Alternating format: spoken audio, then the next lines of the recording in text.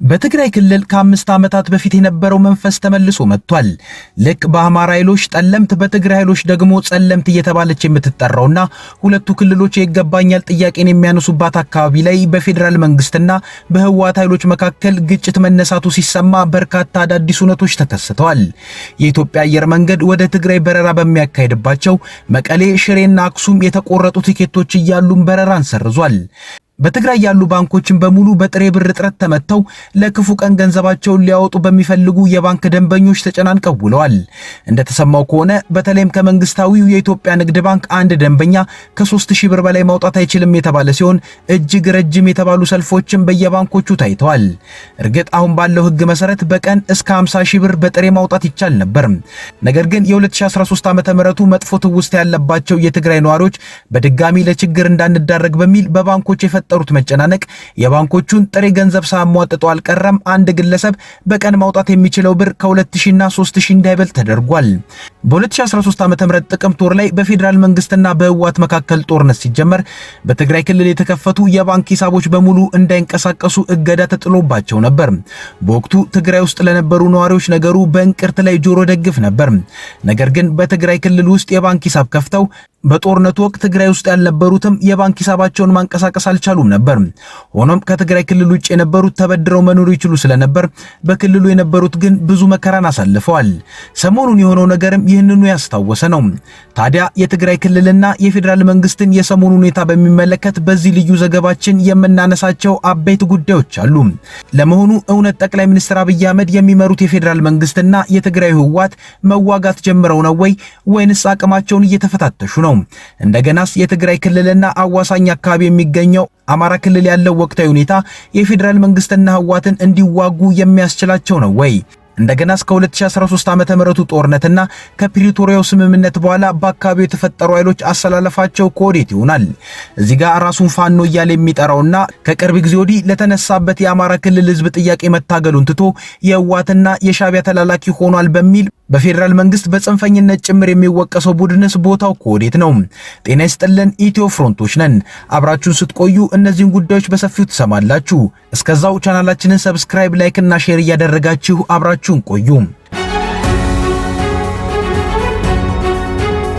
ለመጀመሪያ ያክል በጸለምት ወይንም በጠለምት የሆነው ነገር ምንድነው ከሚለው እንነሳ። የአማራና ትግራይ ክልል በሚወዛገቡበትና በአማራው ክልል ጠለምት በትግራይ ክልል ደግሞ ጸለምት ተብሎ በሚጠራው አካባቢ ተቀሰቀሰ የተባለው ግጭት የሀገሩንም የመገናኛ ብዙሃኑንም ትኩረት ይዞ ውሏል። ግጭቱ ተቀሰቀሰ የተባለው በመከላከያ ሰራዊትና በትግራይ ኃይሎች መካከል መሆኑ ተሰምቷል። ሆኖም ከመንግስት በኩልም ይሁን ከትግራይ ኃይሎች በኩል ግጭቱን አስመልክቶ የተነሳ ነገር የለም። የዲፕሎማቲክም ሆኑ ሌሎች ምንጮችን እያጣቀሱ እየወጡ ያሉ መረጃዎች እንደሚያመለክቱት በሰሜን ኢትዮጵያ የአማራና የትግራይ ክልል አዋሳኝ አካባቢዎች ከዚህ ሳምንት መጀመሪያ አንስቶ ግጭቶች እየተካሄዱ መሆናቸውን የሚያመለክቱ ነገሮች ሲስተዋሉ ቆይተዋል። ግጭቶቹ የተቀሰቀሱትም ጸለምት ወይንም ጠለምት በሚባለው የአማራና የትግራይ ክልሎች ይገባኛል በሚል በሚወዛገቡበትና በአማራ ክልል ቁጥጥር ስር በሚገኘው አካባቢ መሆኑን ያመለከቱት የዜና ወኪሎች አንድ የደህንነት ምንጭ ሁኔታው እየተባባሰ እየሄደ ነው ሲሉ መናገራቸውን ገልጸዋል።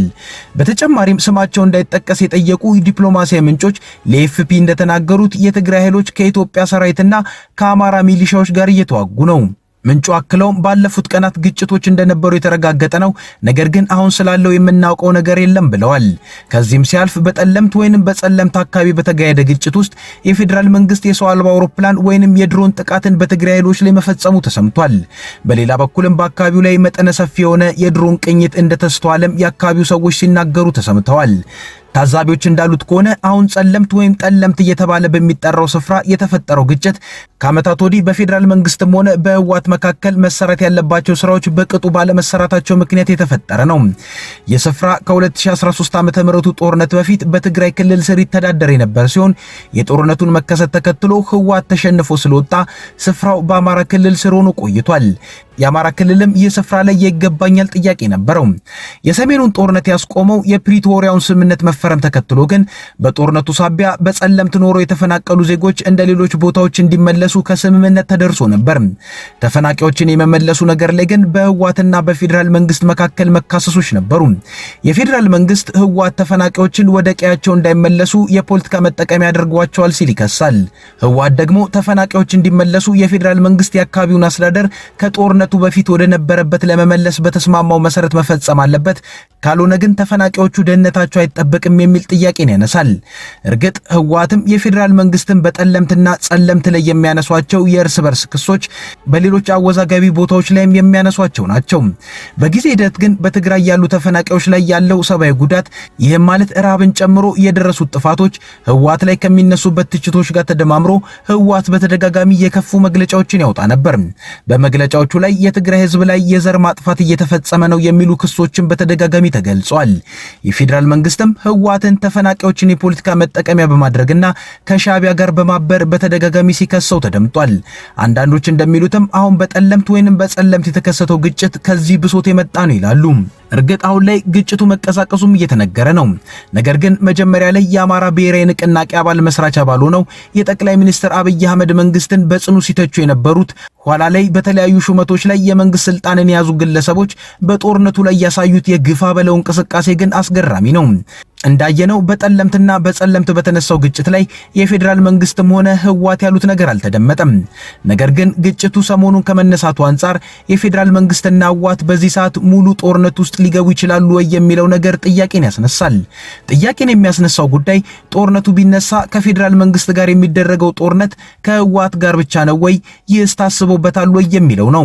ዛሬ ላይ ከዚህ ቀደም እንደተደረገው ጦርነት ህወሓት ብቻውን ነው እንዲሁም መግቢያና መውጫ የለውም የሚባል ቡድን አይደለም። የፌዴራል መንግስት ራሱ በተደጋጋሚ ክሱን እንደሚያሰማው ህወሓት ከኤርትራው የሻዕቢያ መንግስት በርካታ የጦር መሳሪያ እርዳታዎችን ይቀበላል። ነገሩ የጦር መሳሪያ መቀበል ላይ ብቻም ሳይሆን ወታደሮችን ማዋጣትም ላይ ሊሄድ የሚችል ነው። እንዲህ አይነት ነገሮች ደግሞ ብዙ ውስብስብ ነገሮችን ይዘው መምጣታቸው አይቀርም። ሌሎች ሀገራትም የሚጋበዙበት ሊሆን ይችላል። ይህም ከኢትዮጵያ መንግስትና ከኤርትራ መንግስት ጋር እንደሚቆሙ የሚታመኑ ሀገራት ጭምር እጃቸው ሊገባበት ይችላል። ያኔ ነገሮች የበለጠ ውስብስብነታቸው ይጨምራል። ይህን ውስብስብነትም የፌዴራል መንግስቱ አያጣውም። እንደሚታመነው የፌዴራል መንግስት እዚህ ጦርነት ላይ አምኖ ሊገባ የሚችለው ጠቅላይ ሚኒስትር አብይ ከዚህ ቀደም በህዝብ ተወካዮች ምክር ቤት እንዳሉት በሰው አልባ አውሮፕላኖች ወይንም በድሮን ጦርነቱን ሊጨርሱት ከወሰኑ ነው። ጠቅላይ ሚኒስትር አብይ በዚሁ ምክር ቤት ላይ በአንድ ሰሞን የዚህን ዘመን ጦርነት እንደ ከዚህ ቀደሙ አታስቡት፣ እስራኤልና ኢራን ያደረጉትን ጦርነት እዩ ማለታቸው የሚታወስ ነው። አሁን ካለው ጥልፍልፎሽ አንጻርም የፌዴራል መንግስት ጦርነት ቢጀመር ምን አይነት አሰላለፍ ይኖራል? እንደሚባለው ሻዕቢያ ከህወሓት ጎን በግልጽ የመሰለፍ እንቅስቃሴን ያሳያል ወይ የሚለውን ለማየት ነው የሚመስለው እንጂ ካሉ ውስብስብ የታጣቂዎች ሁኔታ አንጻር የታየው የምድር ላይ መታኮስ የሚቀጥል አይመስልም። እንደውም የተፈጠረው ግጭት የፌዴራል መንግስትና ህወሓት እየተዋጉ ሳይሆን እየተፈታተሹ ይሆን ወይ የሚለውን ግምት ያበረተዋል። በሌላ በኩል የፕሪቶሪያውን ስምምነት መፈረም ተከትሎ በአማራ ክልል ጠንክሮ የወጣው ራሱን ፋኖ በሚል የሚጠራው አደረጃጀትም በፌዴራል መንግስትና ህወሓት መካከል ሊደረግ የሚችል ጦርነትን የሚወስን ነው። ይህ ፋኖ የሚባለው አደረጃጀት ራሱን ለአማራ ህዝብ የቆመና በህዝቡ ላይ የተንሰራፉ መድሎችን ለመቀልበስ እየሰራ እንደሆነ ይናገራል። የፌዴራል መንግስት ግን ይህን ቡድን የህወሓትና የሻዕቢያ ተላላኪ ብሎም ጽንፈኛ ሲል ይጠራዋል። በቅርቡም ከሻዕቢያ የተላከለትን መጠነ ሰፊ የጦር መሳሪያ እንደያዘም የፌዴራል መንግስት መግለጹ የሚታወስ ነው። ታዲያ ህወሓትና የፌዴራል መንግስት ቢዋጉ የዚህ ቡድን አዝማሚያ የቱ ጋር ይሆናል የሚለው መታወቁ ለፌዴራል መንግስት ውሳኔ ጠቃሚ ነው። ለምሳሌ ፋኖ እንደ ወልቃይትና አራያ፣ አላማጣ አይነት ቦታዎች የአማራ ናቸው ብሎ ያምናል። አሁን ላይ ከህወሓት ጋር ሆኗል ሲባል ህወሓት ደግሞ እነዚህ ስፍራዎች የትግራይ ናቸው ብሎ የሚያምን በመሆኑ ህወሓት እነዚህን ቦታዎች ለመቀማት ቢዋጋ ፋኖ ከየት በኩል ይቆማል የሚለውን ማየቱም ለፌዴራል መንግስት ይጠቅመዋል። አንዳንዶች እንደሚሉትም የፌዴራል ጦር ራያ አላማጣን ለትግራይ ኃይሎች ለቆ የወጣው ፋኖ የአማራ ርስት ነው ብሎ ይዋጋል ወይንስ አይዋጋም የሚለውን ለማየት ነው ሲሉ ተደምጧል። ከጊዜ አንጻር ታዲያ አሁን ላይ የፋኖን አቋም ማየት አልተቻለም። ስለሆነም በሰሜኑ ክፍል አሁን ላይ እንደገና ጦርነቶችን የማፈንዳት ጽኑ ፍላጎቶች እንጂ ከስሌቶች አንጻር ከባባድ ጉዳዮች አሉ። አሁን የጸለምት ወይንም የጠለምትን ጉዳይ ተከትሎ የተቋረጠው የአየር በረራም በቀጣይ ቀን ይጀምራል ተብሏል። የሚገርመው ታዲያ በበረራው መቋረጥ ሳቢያ የትግራይ ክልል ጊዜያዊ አስተዳደር ፕሬዝዳንት ታደሰ ወረደም ከነበረባቸው የአዲስ አበባ ብርቱ ጉዳይ ቀርተዋል ተብሏል። የሰላሌን ህዝብ ጠንቋይ ብሎ ተሳድቦ በቁጥጥር ስር ውሎ የነበረው ፓስተር ሄኖክ ግርማ መፈታቱ ተሰማም። ፓስተር ሄኖክ በጸጥታ ኃይሎች በቁጥጥር ስር የዋለው ከወር በላይ የውጭ ሀገር ቆይታ በኋላ ወደ ኢትዮጵያ ሲመለስ በቦሌ ዓለም አቀፍ ኤርፖርት ላይ ነበር። ለፓስተሩ መታሰር እንደ ምክንያት የተጠቀሰው ፓስተሩ በአንድ የፕሮቴስታንት ቤተክርስቲያን ውስጥ በማስተማር አገልግሎት ላይ ያለ የሰላሌ ህዝብ ጠንቋይ ነው ብሎ ህዝብን እንደ ህዝብ በጥቅል በመፈረጅ ተሳድቧል በመባሉ ነው። ሆኖም ፓስተር ሄኖክ በቁጥጥር ስር ከዋለ በኋላ ጉዳዩ በሽምግልና ይታይ ተብሎ መለቀቁ ነው የተሰማው። ይህ ፓስተር በሰላሌ ህዝብ ላይ የተናገረው ንግግር ከፍተኛ ተቃውሞን ቀስቅሶበት እንደነበረም የሚታወስ ነው። ከኢትዮ ፍሮንት ለዛሬ ያዝንላችሁ ጉዳዮች እነዚሁ ናቸው። አብራችሁ ስለቆያችሁ እናመሰግናለን። ቻናላችንን ሰብስክራይብ አድርጉልን። መልካም ጊዜ